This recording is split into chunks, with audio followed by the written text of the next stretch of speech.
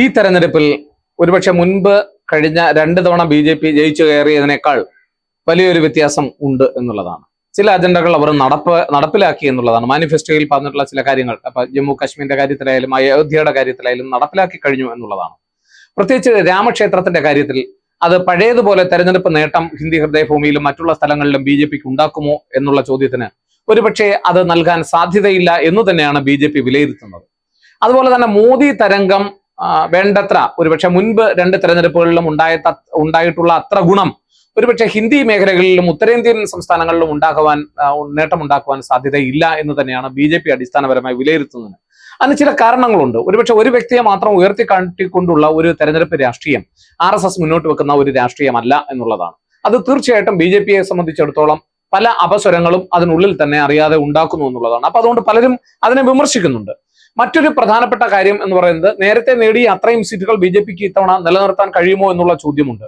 ഒരുപക്ഷെ നേരത്തെ നേടിയ ഏതാണ്ട് 286-ലധികം സീറ്റുകൾ അവർ 16 സംസ്ഥാനങ്ങളിലായി നേടിയപ്പോൾ അതിൽ ഏതാണ്ട് 13 സംസ്ഥാനങ്ങളിലും 90%-നും 100%-നും ഇടയ്ക്ക് സീറ്റുകൾ നേടാൻ കഴിഞ്ഞതും അതുപോലെ തന്നെ മറ്റൊരു പ്രധാനപ്പെട്ട കാര്യമാണ് 83 സീറ്റിലധികം ഉള്ള 83ഓളം സീറ്റുകളിൽ അവർ 10%-ത്തിൽ താഴെ മാത്രം വിജയിച്ച് കയറി എന്നുള്ള ഒരു കാര്യവും നമ്മൾ 10% മാത്രം മാർജിനിലാണ് വിജയിച്ച് കയറിയത് എന്നുള്ള കാര്യവും നമ്മൾ വിലയിരുത്തണം.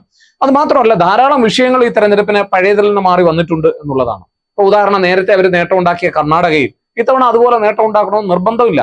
കാരണം കർണാടകയിൽ ഇപ്പോൾ കഴിഞ്ഞ തെരഞ്ഞെടുപ്പിൽ ഒരുപക്ഷെ നിയമസഭാ തെരഞ്ഞെടുപ്പിൽ കോൺഗ്രസ് തിരിച്ചു വന്നതും അവിടെ ഉണ്ടായിട്ടുള്ള പ്രശ്നങ്ങളും നമുക്കറിയാവുന്നതാണ്.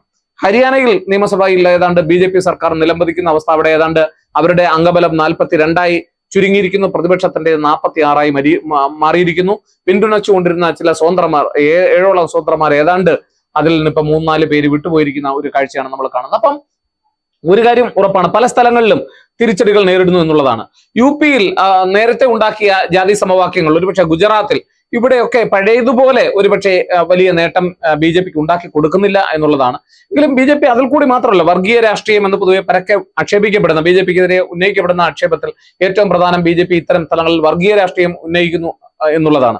എന്നാൽ ആ രീതിയിൽ ഏതെങ്കിലും തരത്തിൽ BJP വോട്ടുകൾ നേടുന്നുണ്ടെങ്കിൽ തീർച്ചയായിട്ടും അതിനകത്തൊരു കുറവ് വരാനുള്ള സാധ്യത ഉണ്ട്. എന്നാൽ മറിച്ച് മോഡിയുടെ വിജയം ഒരുപക്ഷെ കഴിഞ്ഞ കഴിഞ്ഞ 5 വർഷത്തെയും 10 വർഷത്തെയും പ്രകടനം എടുത്തു നോക്കിയാൽ അതിൽ മുന്നോട്ട് വെക്കുന്ന ചില അജണ്ടകൾ അതുവഴി ഉണ്ടാക്കിയിട്ടുള്ള നേട്ടങ്ങൾ, അപ്പോൾ ജമ്മു കാശ്മീരിന്റെ കാര്യത്തിലായാലും ഇങ്ങനെയുള്ള പല കാര്യങ്ങളിലും ഉണ്ടാക്കിയിട്ടുള്ള നേട്ടങ്ങൾ, വിദേശ രംഗത്ത് പൊതുവെ ഉണ്ടായിട്ടുള്ള നയപരമായിട്ടുള്ള നേട്ടങ്ങൾ, ഇന്ത്യക്ക് കുറെ കൂടി വലിയ സാമ്പത്തിക ശക്തിയായി മാറാൻ കഴിഞ്ഞു എന്നുള്ള വാദങ്ങൾ, ഇതൊക്കെ ഒരുപക്ഷെ BJPക്ക് വളരെ വലിയ പ്ലസ് പോയിന്റുകളാണ് നിലനിൽക്കുന്നത്. എന്നാലും ഒരുപക്ഷെ 2047 വികസന ഭാരതം എന്ന് പറയുമ്പോൾ അതൊരുപക്ഷെ ജനങ്ങളുടെ നിത്യജീവിതത്തിൽ പെട്ടെന്ന് മാറ്റം ഉണ്ടാക്കുന്ന ഒരു അജണ്ട അല്ല എന്ന് നമ്മൾ മനസ്സിലാക്കണം എന്നുള്ളതാണ്. അതുപോലെ തന്നെ ധാരാളം കുറെ വർഷങ്ങൾ കഴിഞ്ഞതിന് ശേഷമുള്ള ഒരു രാമജന്മഭാരതം എന്നൊക്കെ പറയുന്ന തരത്തിലുള്ള അജണ്ടകൾ ഒരുപക്ഷെ എല്ലാവരും തുല്യരായി കാണുന്ന ഒരുപക്ഷെ രാമഭാരതം എന്ന് പറയുന്ന തരത്തിലുള്ള അജണ്ട, അത് ധാരാളം വർഷങ്ങൾ കഴിഞ്ഞിട്ട് BJP ഉണ്ടാക്കിയെടുക്കും എന്ന് പറയുന്ന ഒരു അജണ്ടയാണ്. അപ്പൊ അതൊക്കെ ഈ തെരഞ്ഞെടുപ്പിൽ എത്രത്തോളം BJPക്ക് ഗുണം ചെയ്യും എന്നുള്ളതാണ്. അപ്പൊ ആ വിഷയങ്ങളൊക്കെ മാറി പുതിയ വിഷയങ്ങൾ തെരഞ്ഞെടുപ്പിന്റെ ഗോതയിലേക്ക് വരുന്നത് നമ്മൾ കാണുന്നതാണ്. പ്രത്യേകിച്ച് തെരഞ്ഞെടുപ്പിന്റെ തുടക്കത്തിൽ BJP കൊണ്ടുവന്നിട്ടുള്ള പല അജണ്ടകളും എന്ന് പറയുന്നത് ഒരുപക്ഷെ BJPയുടെ വികസനവുമായി ബന്ധപ്പെട്ട് BJP നടപ്പിലാക്കിയ കാര്യങ്ങളിൽ നേട്ടമുണ്ടാക്കുക എന്നതായിരുന്നെങ്കിൽ തെരഞ്ഞെടുപ്പിന്റെ രണ്ടാം ഘട്ടം കഴിഞ്ഞ് 3ാം ഘട്ടത്തിലേക്ക് പ്രവേശിച്ചപ്പോൾ നരേന്ദ്രമോദി ആക്രമിച്ച് കളിക്കുന്നതാണ് നമ്മൾ കണ്ടത്. തീർച്ചയായിട്ടും അദ്ദേഹം പ്രതിപക്ഷത്തെ കടന്നാക്രമിക്കുന്ന ഒരു രീതി തന്നെയാണ് കണ്ടത്. ജാതിയും മതവും എല്ലാം തന്നെ തെരഞ്ഞെടുപ്പിൽ നേട്ടങ്ങളാക്കി മാറ്റുന്നതിനുള്ള ശ്രമം BJPയും നടത്തുന്നു എന്നുള്ളത് തന്നെയാണ് ശരി.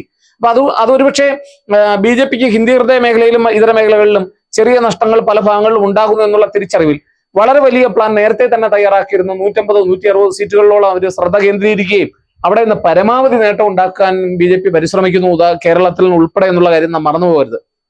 അതുകൊണ്ട് പല തിരിച്ചടികളെയും നേരിടാൻ BJP ഇത്തവണ മറ്റൊരു തരത്തിൽ അതിന് വേണ്ടുന്ന സംവിധാനങ്ങൾ ഒരുക്കിയിട്ടുണ്ട് എന്നുള്ള കാര്യവും നാം മറന്നു പോകരുത്. അപ്പൊ അതുകൊണ്ട് ഇതിൽ കാണുന്ന ഒരു വ്യത്യാസം എന്ന് പറയാം, അല്ലെങ്കിൽ ഈ തെരഞ്ഞെടുപ്പിൽ ഉണ്ടാകുന്ന ഒരു വ്യത്യാസം, തുടക്കത്തിൽ നിന്ന് 4ാം ഘട്ടത്തിലേക്ക് പ്രവേശിക്കുമ്പോൾ നമ്മൾ കാണുന്ന ഒരു വ്യത്യാസം എന്ന് പറയുന്നത്, നേരത്തെ ഉണ്ടായ വികസനവുമായി ബന്ധപ്പെട്ട അജണ്ടകൾ അല്ലെങ്കിൽ BJP 400 സീറ്റ് ഇങ്ങനെയൊക്കെ ഉന്നയിച്ചിട്ടുള്ള അവകാശവാദങ്ങളിൽ നിന്ന് ഒരല്പം പിന്നോക്കം പോവുകയും കൂടുതൽ ജനകീയ വിഷയങ്ങൾ മുൻപന്തിയിലേക്ക് വരുന്നു എന്നുള്ളതാണ്. പ്രത്യേകിച്ച് പട്ടണ വിഷയമായി വരുന്നു, സാമ്പത്തിക അവസ്ഥ വിഷയമായി വരുന്നു, കർഷകരുടെ പ്രശ്നങ്ങൾ വരുന്നു, ഇങ്ങനെ ധാരാളം വിഷയങ്ങൾ ഒരുപക്ഷെ തെരഞ്ഞെടുപ്പ് വലിയ മൃഗീയ ഭൂരിപക്ഷം BJPക്ക് കിട്ടിയാൽ അത് തെരഞ്ഞെടുപ്പിൽ അവർ ഭരണഘടന അതിനുശേഷം അവർ ഭരണഘടന റീറൈറ്റ് ചെയ്യുമോ എന്നുള്ള ചർച്ചകൾ, അതുപോലെ തന്നെ സിറ്റിസൺഷിപ്പുമായി ബന്ധപ്പെട്ടിട്ടുള്ള ഉയർന്നിട്ടുള്ള ആരോപണങ്ങൾ, അപ്പൊ ഈ ധാരാളം പ്രതിപക്ഷം ഉന്നയിക്കുന്ന വിമർശനങ്ങൾ, ഇതൊക്കെ BJPയെ സംബന്ധിച്ചിടത്തോളം നിർണായകമായി മാറുകയാണ്. ചില സ്ഥലത്ത് അത് വോട്ട് കൊണ്ടുവന്നേക്കാം, ചില സ്ഥലത്ത് അത് അവർക്ക് പ്രതികൂലമായി മാറിയേക്കാം. മാത്രമല്ല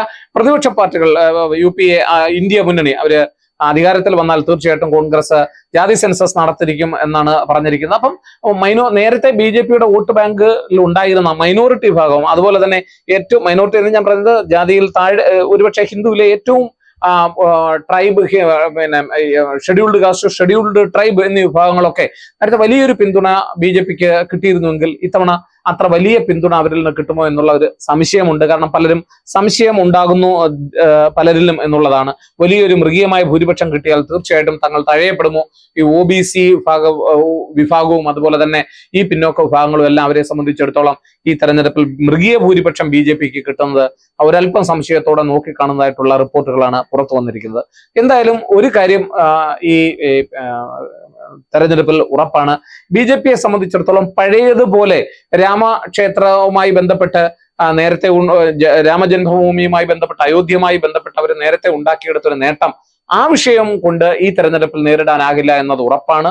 അത് മാത്രമല്ല നേരത്തെ ഈ പറയുന്ന പോലെ ജാതിയും മതവും കൂട്ടിയിണക്കിക്കൊണ്ട് മറ്റുള്ളവർ വർഗീയപരമായി BJP ചെയ്തു എന്ന് ആക്ഷേപിച്ചിട്ടുള്ള കാര്യങ്ങളിൽ അതിലൂടെ BJP നേടിയിട്ടുള്ള നേട്ടവും ഇത്തവണ അതുപോലെ ഉണ്ടാക്കിയെടുക്കുവാൻ പാടാണ്. എന്നാൽ BJP ഇത്തവണ തീർച്ചയായിട്ടും അവരുടെ സീറ്റ് നില മെച്ചപ്പെടുന്നുണ്ടെങ്കിൽ ഒരു കാര്യം അവർക്ക് അഭിമാനത്തോടെ പറയാനും കഴിയും, നേരത്തെ ഉണ്ടാക്കിയതുപോലെ ഒരു വർഗീയ ധ്രുവീകരണം നടത്തിക്കൊണ്ടല്ല അവർ ആ തെരഞ്ഞെടുപ്പിൽ ഈ തെരഞ്ഞെടുപ്പിൽ ആ നേട്ടം ഉണ്ടാക്കിയതെന്ന് പല സ്ഥലങ്ങളിലും സമ്മതിക്കേണ്ടതായിട്ടുള്ള വരും. കാരണം മുൻപായിരുന്നു അത് കൂടുതൽ തീവ്രമായി പല സ്ഥലങ്ങളിലും കണ്ടിരുന്നെങ്കിൽ ഇന്ന് ഹിന്ദി ഹൃദയഭൂമിയിലാകെ അങ്ങനെയല്ല എന്ന് നമുക്ക് മനസ്സിലാകാം. എന്നാൽ ഹിന്ദി ഹൃദയഭൂമി കഴിഞ്ഞ് ഇപ്പൊ ദക്ഷിണേന്ത്യയിലേക്ക് പോയാൽ, വടക്കിഴക്കൻ സംസ്ഥാനങ്ങളിലേക്ക് പോയാൽ, മറ്റു പ്രദേശങ്ങളിലേക്ക് പോയാൽ അവിടെയൊക്കെ നമുക്ക് കാണാൻ കഴിയുന്നത് തീർച്ചയായിട്ടും BJP നരേന്ദ്രമോദി ഉയർത്തിക്കാട്ടിക്കൊണ്ട് ഞാൻ നേരത്തെ സൂചിപ്പിച്ചതുപോലെ ഒരു വ്യക്തി കേന്ദ്രീകൃതമായിട്ടുള്ള ഒരു നരേന്ദ്രമോദി എന്നുള്ള ഒരൊറ്റ മനുഷ്യനെ കേന്ദ്രീകരിച്ചുകൊണ്ട് അദ്ദേഹം നടത്തിയുള്ള വികസന പ്രവർത്തനങ്ങളെ കേന്ദ്രീകരിച്ചിട്ടുണ്ട്.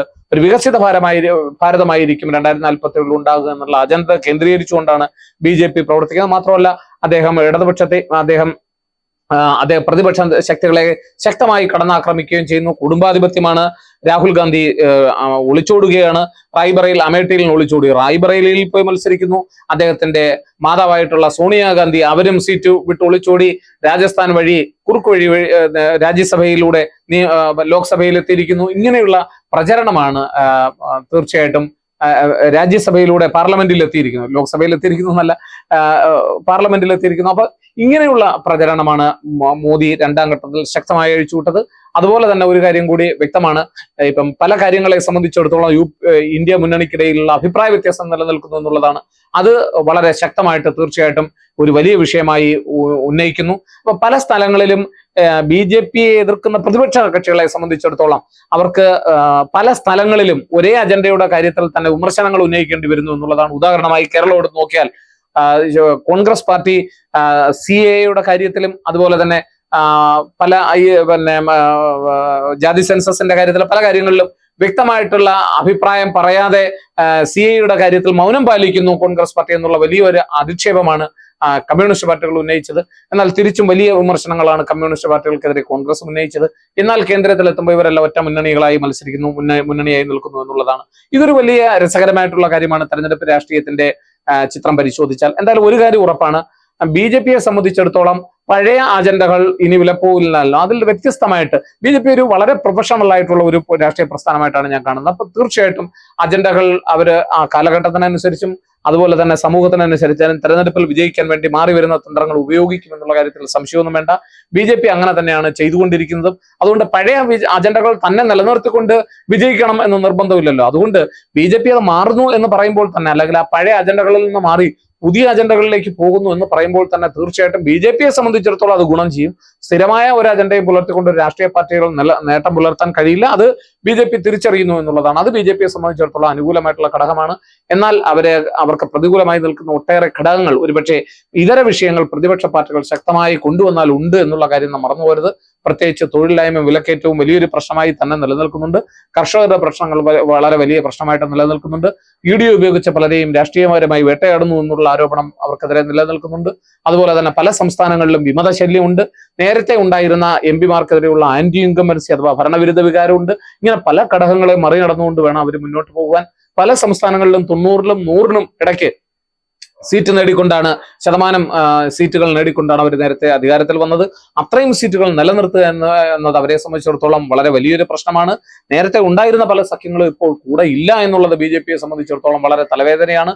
എന്നാൽ നേരത്തെ തങ്ങളോടൊപ്പം ഉണ്ടായിരുന്ന പല മികച്ച നേതാക്കന്മാരും കോൺഗ്രസിൽ നിന്ന് കമ്മ്യൂണിസ്റ്റ് പാർട്ടിയിൽ ഇപ്പൊ തങ്ങളോട് കൂടെ വന്നു എന്നുള്ളത് BJPയെ സംബന്ധിച്ചിടത്തോളം വളരെ ആശ്വാസം പകരുന്ന കാര്യമാണ്. എന്തായാലും BJP അതിന്റെ അജണ്ടയിലും അതിന്റെ പ്രവർത്തനങ്ങളിലും കളം മാറ്റി മുന്നോട്ട് ഇറങ്ങുന്നു എന്നത് സംബന്ധിച്ച് ആരെയും തലയും മുറുക്കിക്കൊണ്ട് മുന്നോട്ട് ഇറങ്ങുന്നു എന്നത് BJPയെ സംബന്ധിച്ചിടത്തോളം അനുകൂല ഘടകമായി മാറും എന്നുള്ള കാര്യത്തിൽ സംശയം വേണ്ട. എന്നാൽ കോൺഗ്രസിനെ സംബന്ധിച്ചിടത്തോളം ഈ അടിസ്ഥാന പ്രശ്നങ്ങൾ മുന്നിലേക്ക് കൊണ്ടുവന്ന് വലിയ പ്രചരണം നടത്തുവാൻ ഇന്ത്യ മുന്നണിക്ക് കഴിയുന്നുണ്ടോ എന്ന് വാസ്തവത്തിൽ പരിശോധിക്കേണ്ടതാണ്. അതിന് അവർക്ക് പൂർണ്ണമായും കഴിഞ്ഞിട്ടില്ല. അല്ലെങ്കിൽ അത്ര ശക്തമായി മുന്നോട്ട് കൊണ്ടുവരാൻ അവർക്കെതിരെയുള്ള അഭിപ്രായ വ്യത്യാസങ്ങൾ ഒരു ഘടകമായി നിൽക്കുന്നു എന്നുള്ളത് തന്നെയാണ്. അതൊരു പക്ഷേ അവരെ സംബന്ധിച്ചിടത്തോളം തെരഞ്ഞെടുപ്പിൽ അവർക്ക് വലിയ വില നൽകേണ്ടുന്ന ഒരു കാര്യമായി മാറും എന്നുള്ള കാര്യത്തിൽ സംശയം വേണ്ട.